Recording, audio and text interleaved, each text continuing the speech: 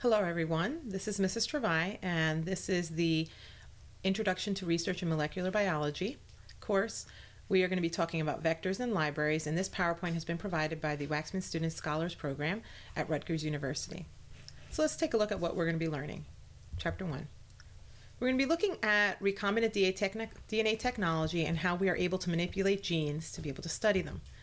And it's been for many years, scientists have tried to engineer or try to analyze genes, and it's been very difficult. It's been frustrating, and in some cases, some scientists dedicated entire careers to purifying just one gene.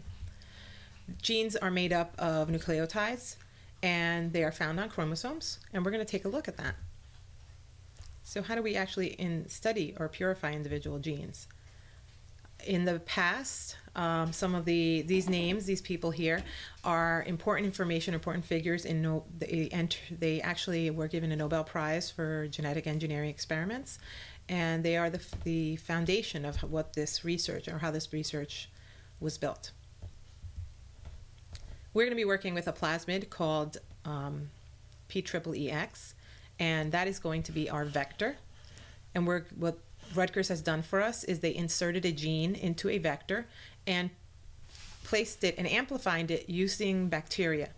This is a much less expensive process if bacteria are grown and amplify it naturally. Vectors are found naturally in bacteria, and we took that information, scientists took that information to be able to understand how to insert a piece of DNA into a vector and be able to transfer it into a bacteria or transform it into a bacteria such as E. coli. It can also be a virus. There are other ways to transfer vectors. Plasmids, and this specific plasmid that we're going to be using, is a circular piece of DNA found in bacteria. The host bacteria replicates it. Basically, if it has an origin, it binds to the origin, and that'll be the site of replication. And in most cases, bacteria such as E. coli may have even up to 500 copies of a plasmid in their cells.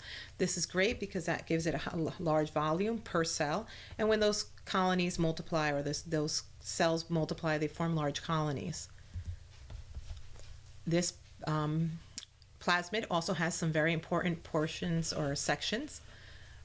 In one section here, we have what's called the LAC-Z gene, and this LAC-Z gene actually allows us to select for the bacteria that have an insert in this multiple cloning site. The multiple cloning site, the MCS, is actually a section of the plasmid that has many restriction enzyme sites back to back, and they don't write them in here because there's so many. Your insert is actually inserted in this region and will disrupt this gene. This gene allows the bacteria to digest a molecule similar to lactose, and it looks a lot like lactose, it has the same binding sites. And when it digests it, it does not allow, it will actually, the bacteria, if it produces this protein, it can digest the X-gal that's on your Petri dishes and turn blue. When we insert a gene into this region, we disrupt that protein, we disrupt that gene, and we may only make a partial protein which is not able to digest the X-gal on the plates. So those bacteria will not turn blue. In addition, we use another selectable marker, the ampicillin resistance gene. This ampicillin resistance gene produces a molecule which will break down different types of will break down antibiotics, specifically ampicillin. There are different types of antibiotic resistance genes that can be placed in different plasmids, and in this case, we're using ampicillin. So how efficient is transforming bacteria? It's not very efficient, surprisingly. We do this in the lab in AP Biology, where we take bacteria and we introduce a plasmid that allows the bacteria to glow or to fluoresce. And in this case, we're not doing that. We're going to be transforming a plasmid. Rutgers transformed a plasmid into the E. coli that carries your insert. So this, basically, the ratio is about 1 to 1,000 cells except the plasmid. So how do we make sure that a plasmid enters the cell? First, we need to treat the cell with calcium chloride and shield the negative charge from the membrane so that this negatively charged piece of DNA can actually slip through its pores when it's heat shocked, or they can also use something called electroporation. In this case, the plasmid goes in, but for our purposes, it's good that actually only one will get in. That way, we know that only one gene is in your plasmid, or is in your bacterial culture. So what happens to the other bacteria that don't get transformed?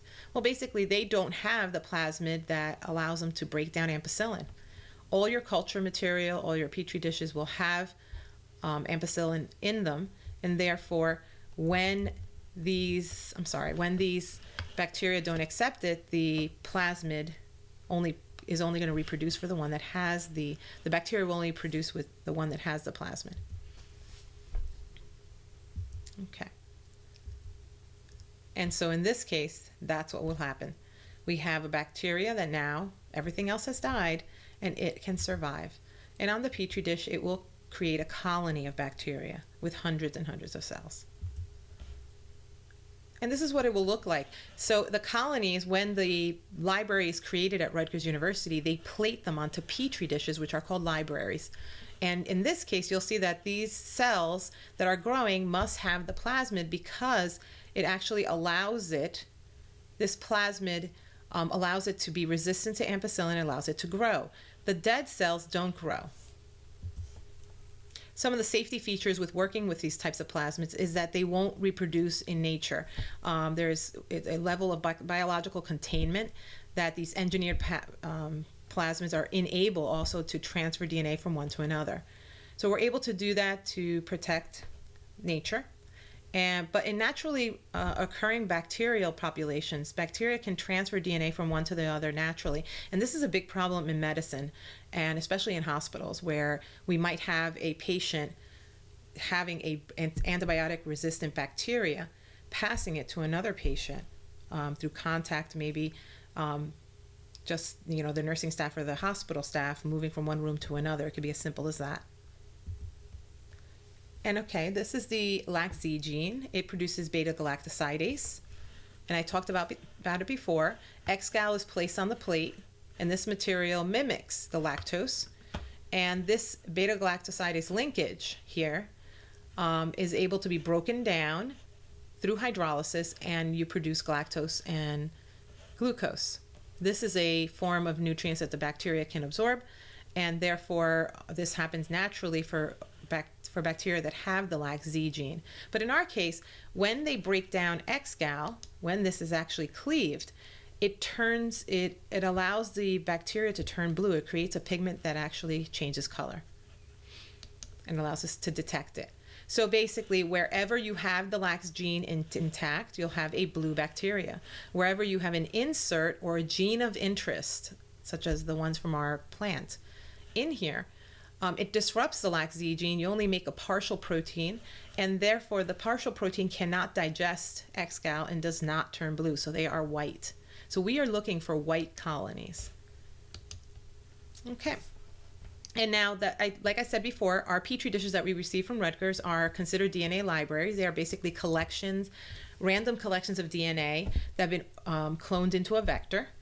And ideally, it contains one copy of every DNA sequence that we have. So across the board, we may only get 4 library plates, but the entire library is plated out for participants in the Waxman Student Scholars Program.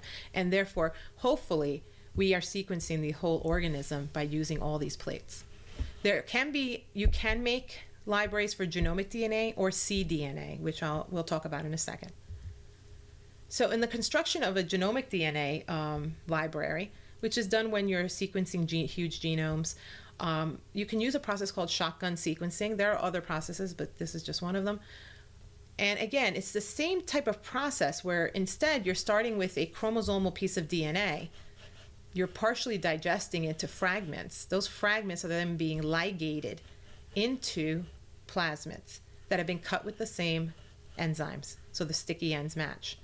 This is then transformed into bacteria. They replicate, and we're able to generate a plasmid or a library of bacteria that have different sequences or different genes in them. we pick random clones and purify them to be able to identify or send them out for sequencing. Once we sequence these inserts, then if you're working with a genomic library, we can ask, there are computer programs, or you can physically try to build contig sequences between them.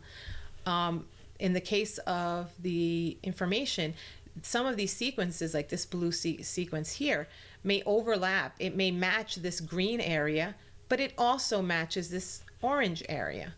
So when the computer program analyzes the pieces of DNA, it will tell us that this might be an overlap. And therefore, we eventually can actually completely sequence or provide the complete sequence by patching these all together. So the human genome initially cost about $3 billion to make. Nowadays, you can sequence at $1,000, depending on how much data you want, or how much or where you're getting a sequence. It might even be less than that. I've seen prices less recently. We're not working with a genomic library. We're working with something called a cDNA library. So what's the difference? Okay, a cDNA library is a copy of RNA. Okay, usually a copy of mRNA. Remember that there is RNA that is first produced during transcription that does not have a poly A tail, but it is processed, and later we call it, once it's processed in the cell, we call it an mRNA. And this is the DNA that we are using, or this is the sequence that we are using to form our cDNA library. So this picture here is very important. This is something that I will refer to often, not only in the actual lab work portion of this course, but also in the bioinformatics section. And the DNA, you should know the different parts of a structure of a gene. You should know that all genes have a promoter region. They all have a start, an open reading frame, a stop codon, and an area where there is a non-coding template on either side. And when this is transcribed in the cell, RNAs are created and they're processed to include this poly A tail. So now we see that we have this untranslated region and this other untranslated region included in the mRNA. When translation occurs, it will actually take the sequence, the ribosome takes the sequence, the mRNA sequence, and through translation will form a protein that starts with a methionine. And again, all proteins start with methionine and they end with a stop. All starts of the proteins are the amino end and the ends are the carboxyl end.